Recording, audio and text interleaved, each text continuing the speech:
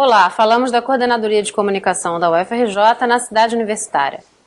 Veja nesta edição da UFRJ em Revista. Consune aprova a alocação de recursos e investimentos para o Plano Diretor UFRJ 2020. Nova empresa assume o serviço de transportes da UFRJ. Curso de extensão da ECO debate propriedade intelectual e políticas públicas de comunicação. Saiba mais sobre o uso de suplementos alimentares e a prática de esportes. Veja agora na UFRJ em Revista.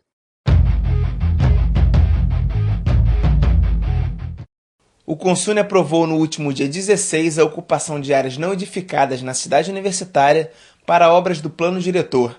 A construção de residências, restaurantes, bibliotecas e auditórios está estimada em 62 milhões de reais. A emenda do professor Carlos Weiner ao parecer da comissão estabelece que os recursos destinados a residências universitárias serão aplicados na edificação de moradias sociais. A decisão atendeu às reivindicações dos representantes do movimento estudantil no Conselho Universitário. Nesse sentido, eu vou propor uma emenda que nós entendamos que a concessão diária para a residência universitária, tal como consta a proposta, seja, neste momento, exclusiva para atender a demanda social.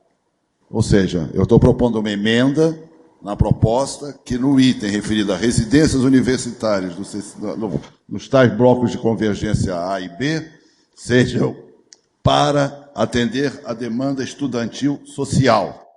O parecer estabelece ainda a data de 31 de agosto como limite para o envio de sugestões ao Comitê Técnico do Plano Diretor e o dia 17 de setembro para o encaminhamento da proposta consolidada por parte deste grupo de trabalho ao Conselho Universitário.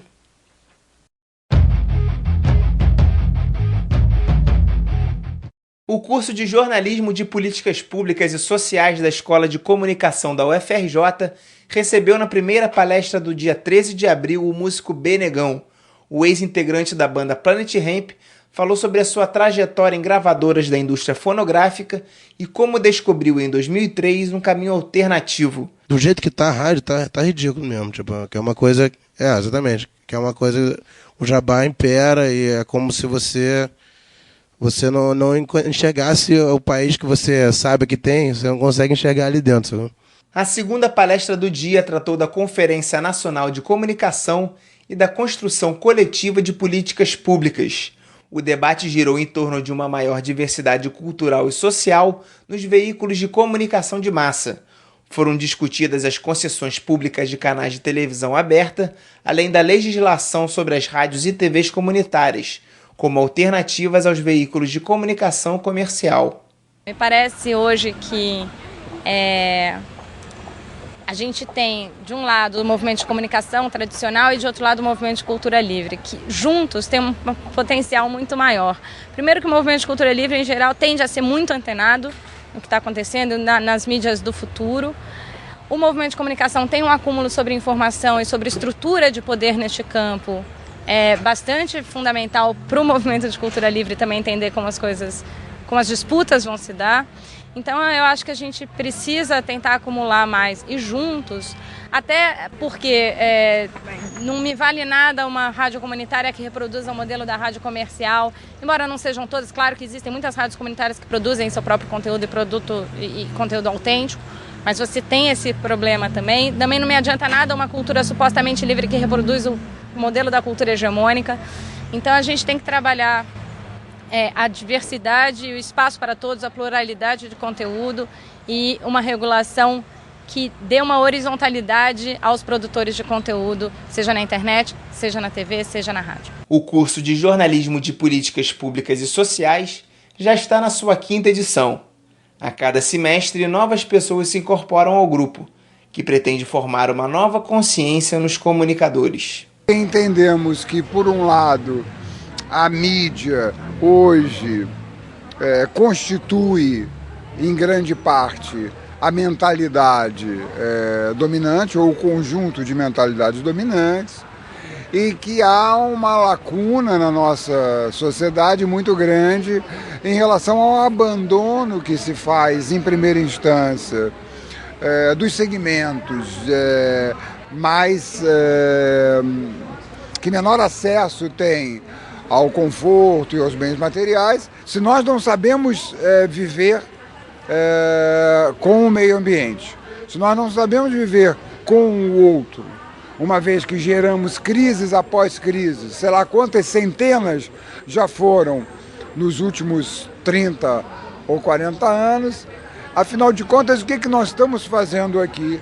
Qual é o nosso projeto de destino comum? Ou seja, o jornalismo de políticas públicas sociais, nosso curso, que hoje teve esse semestre mais de 400 pedidos de inscrição de várias partes do país, estamos completamente dedicados a como é que nós podemos desistir desses modos de existência ao qual nós fomos programados para repetirmos ao longo de toda a nossa vida.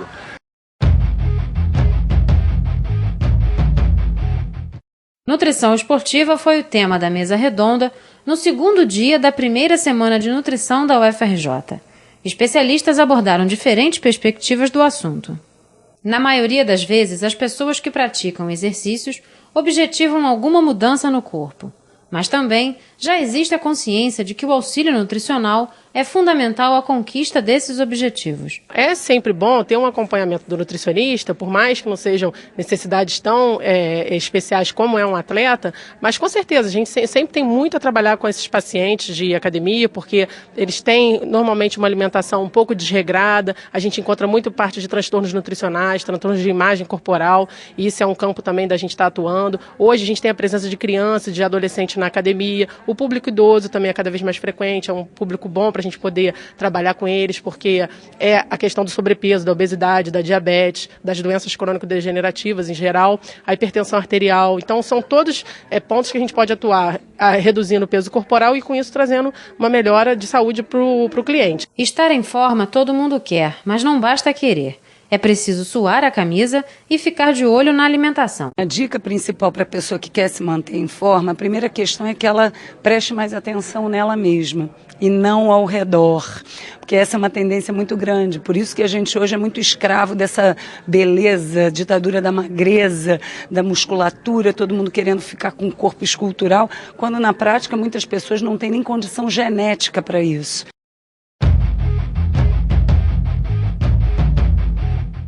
Quem frequenta as unidades da UFRJ já deve ter percebido a mudança nos ônibus do transporte integrado da universidade.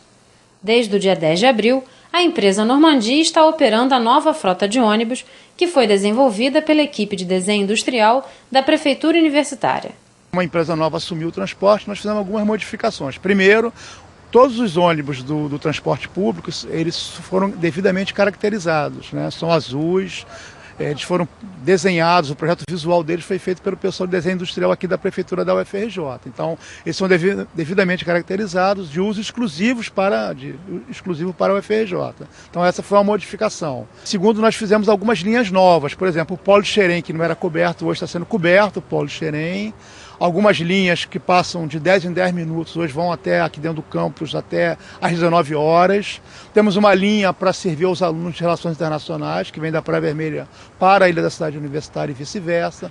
Quando termina o curso noturno, nós estendemos a linha agora, por exemplo, até Cascadura e outros até Bom Sucesso. Nós temos várias linhas novas que os usuários podem ver na nossa página.